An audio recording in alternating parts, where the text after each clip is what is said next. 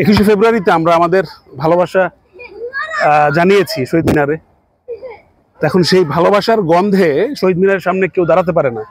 বৃষ্টি হয়েছে, ফুল পচে এখানে প্রচন্ড গন্ধ হচ্ছে। আমি যাচ্ছিলাম, তো আমাদের জিনিসগুলো আমাদেরকেই কিন্তু পরিষ্কার করতে হবে। আমাদের এটা কেউ এসে পরিষ্কার করে দিয়ে যাবে না। যদিও এখানে জুনতা ফ্লেক্সিয়ার ছিল তারা পরিষ্কার করার, কিন্তু তারা পরিষ্কার করে নাই। সো আমাদের জিনিসগুলো আমাদের কি পরিষ্কার করতে হবে। আমরা যদি পরিষ্কার না করি তাহলে সেই রুয়াদু বেনফরমোসের মতো এই পরিস্থিতি থেকে যাবে। আমরা শুধু ভালোবাসা জানায় গেছি, কিন্তু সেই ভালোবাসার গন্ধে এখন আর এখানে আর ভালোবাসা কেউ দাঁড়াতে পারতেছে না। আমরা সবসময় সচেতনতার কথা বলি, আপনারা সবসময় দেখেন এখানে সবাই আসেন, কিন্তু আমাদের দেখেন অবস্থা। হ্যাঁ, এই যে কত সিচুয়েশন কি হয়ে দিচ্ছেন, ডেঞ্জারাস অবস্থা। ইয়েস,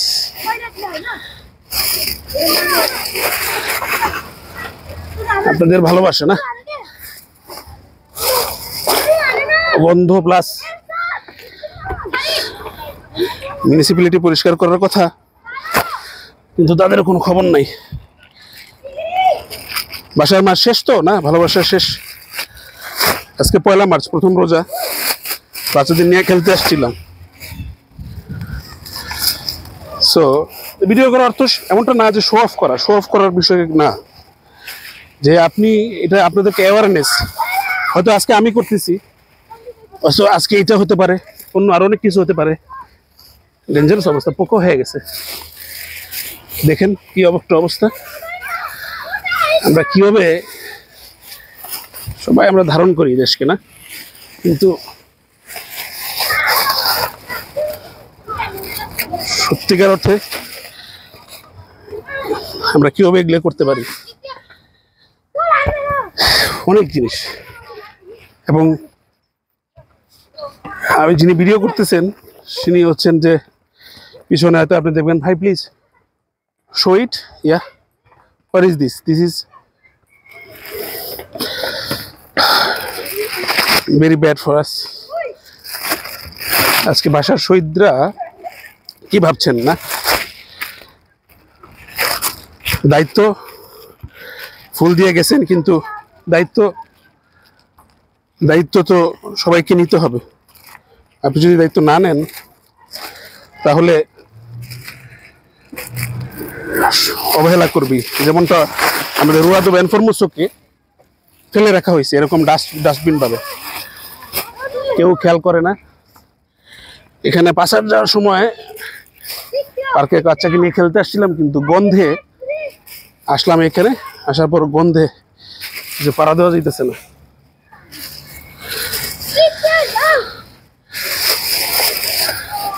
এগুলোকে আবার নিয়ে সঠিক জায়গায় ফেলায় আসতে হবে, তা না হলে আমরা জটিল পরিস্থিতিতে পড়বো। শহর পরিষ্কার রাখতে হবে।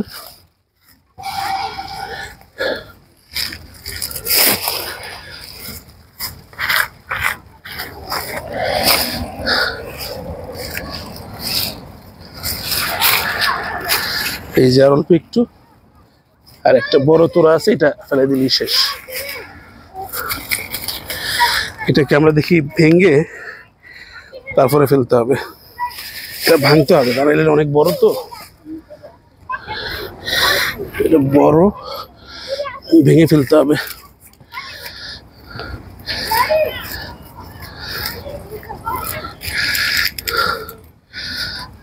বাকিটা এমনিতেই হয়তো ঠিক হয়ে যাবে।